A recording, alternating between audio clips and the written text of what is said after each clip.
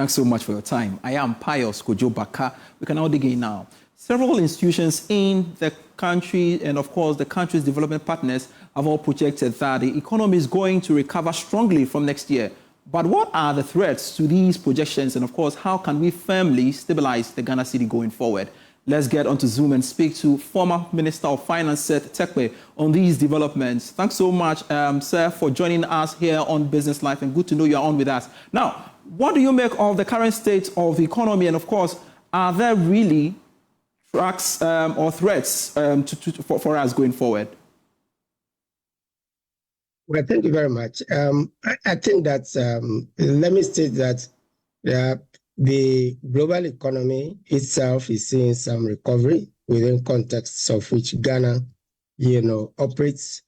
Let me also state that if we recall, the support for the ECF program from both the fund, and the bank, were actually front-loaded, with a view to stopping the deterioration from both budget deficits and high budget deficits, deficit financing, and ultimately the default in which we found ourselves. And so I would just sound a note of, caution. Yes, we would definitely see some recovery, because if you have been that low with all the injections that we are seeing, it is to be expected. And with the recovery, the global recovery, which I mentioned, it is expected that there will definitely be some progress. But the very fact that, the support both from the IMF and other partners, particularly the World Bank, African Development Bank, and development partners were front-loaded, also means that we are going to get less, to support austerity. And that is our perspective. I say our perspective, obviously, you know what I'm talking about in the context of elections, that the NDC government, future NDC government, is not going to expect, that much resources being pushed into the economy, and therefore, the focus is to go towards a homegrown, policy, as we have had in the past, reforms, deep structural reforms, in order that we can, maintain the momentum. So it's not going to be a question of relying on the largesse from the ECF, and other sources of financing, which will be dwindling. In fact, by the time, the next government is taking over, about 60% or so of the support would have been disbursed within a period when, in actual fact, the program is expected to extend, into 2026. So that's just a note of caution, that there's still a lot to be done. The third important point I'd like to state is that the current government also is benefiting from the haircuts, the debt suspension in particular. And we are expected to start repayment. In fact, some of the domestic element is already due, and we know that it is posing some difficulty.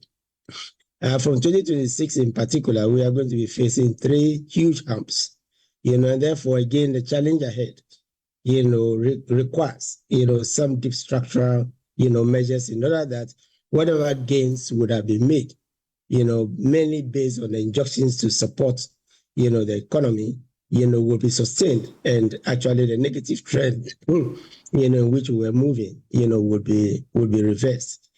So these are, my introductory remarks, and it's just to sound a note of, caution that a lot more needs to be done by us internally. Yes, maybe I'll pause here for you. Yes. As we ponder on these measures you've outlined as to what we can do, what do you see to be the greatest threat for us in achieving that or maintaining that projection that we are being told by our development partners? And how can we sustain that? Aside election-related spending. Let me split the threats, potential difficulties that we have. Besides the fact that we are slowing down in support for the structural reforms which I mentioned, that is, one risk. The other risk is global. Obviously, there's a lot of developments in the Middle East. We also note a more hawkish, probably policies coming from, the U.S. with respect, to Middle East policies and what is to be expected. You heard, in recent days, the caution from Arab states, to in a Middle Eastern context again, to Israel, and some of it. Of course, there is some also pressure that's going to be brought to bear.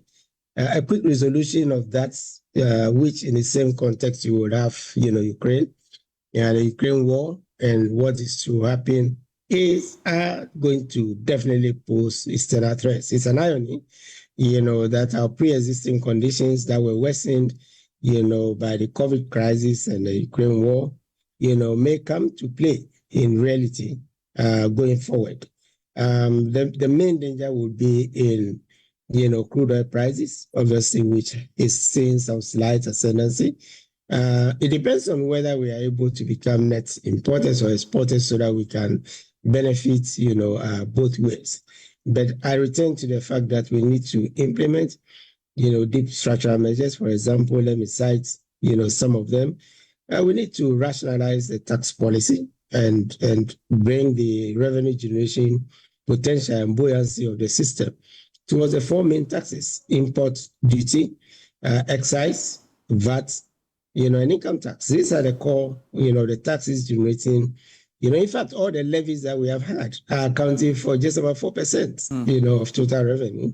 And therefore, it's important that we go back to this and see how we can phase out some of those. When it comes to expenditure, obviously, we have the completion of the gift list to make sure it can take account of arrears, in which regard you have the measures to bring the country to account better for arrears, and but you also know, we mentioned already, the one that looms large is the debt situation and whether we are able to refinance our debt so that we can have a smoother repayment schedule than the current harms that we see.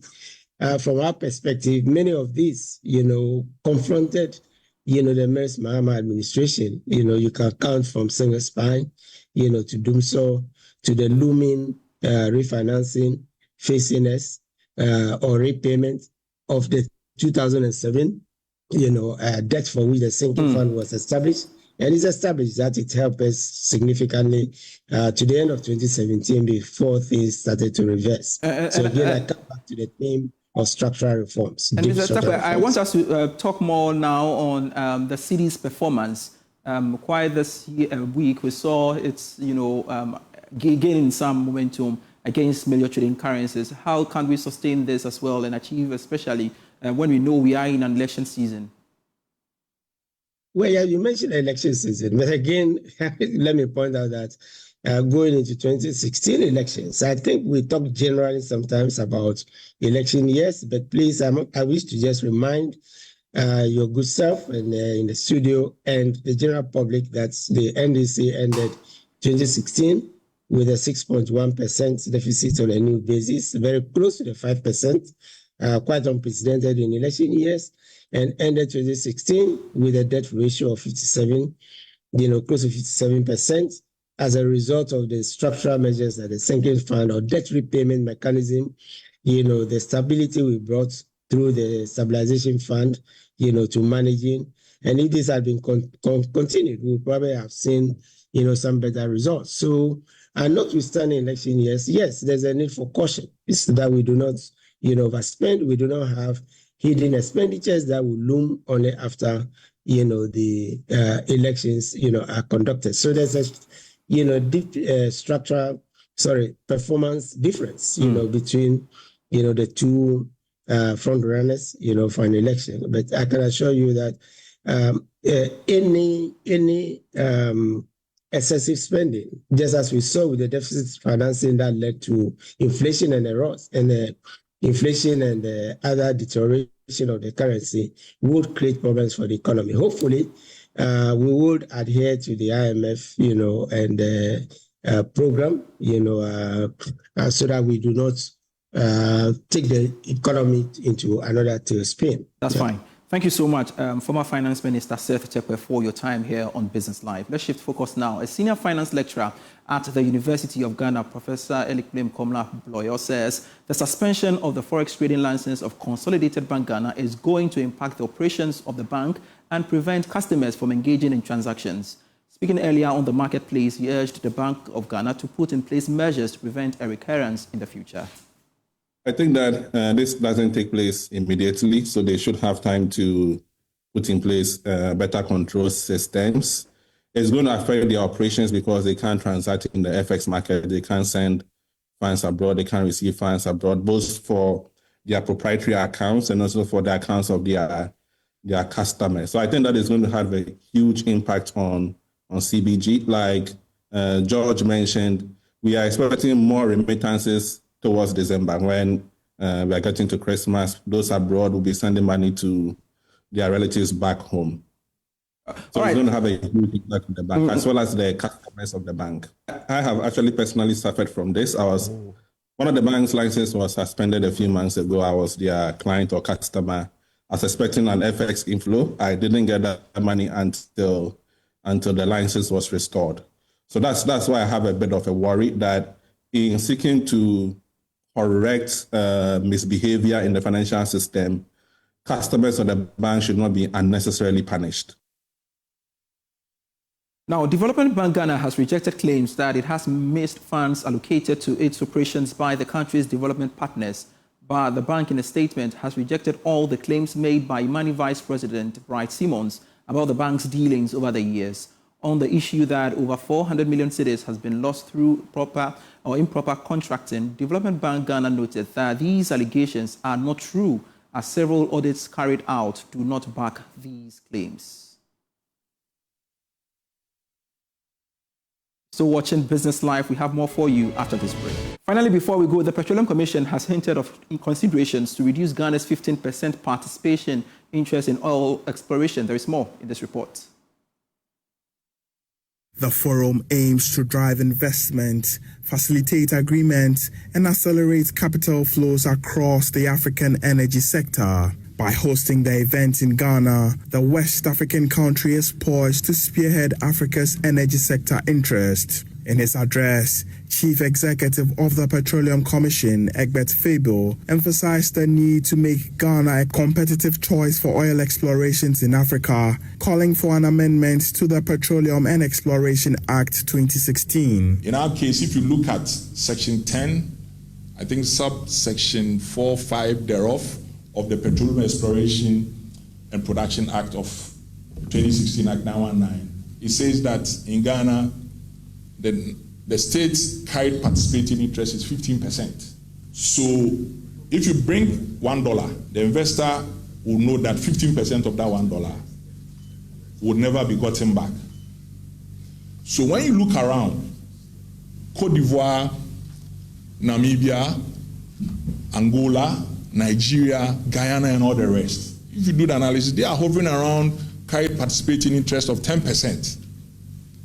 So if you go to the market with these competitors, if you're an investor, where will you want to go? So the Petroleum Commission, GMPC, and the Ministry of Energy have been very hard at work trying to come up with various permutations to engender and promote reform in our legislative or regulatory or fiscal regime framework. Meanwhile, thanks for watching Business Live for today. I am Pius Kujubaka. Let's connect at 8 p.m. with Prime Business.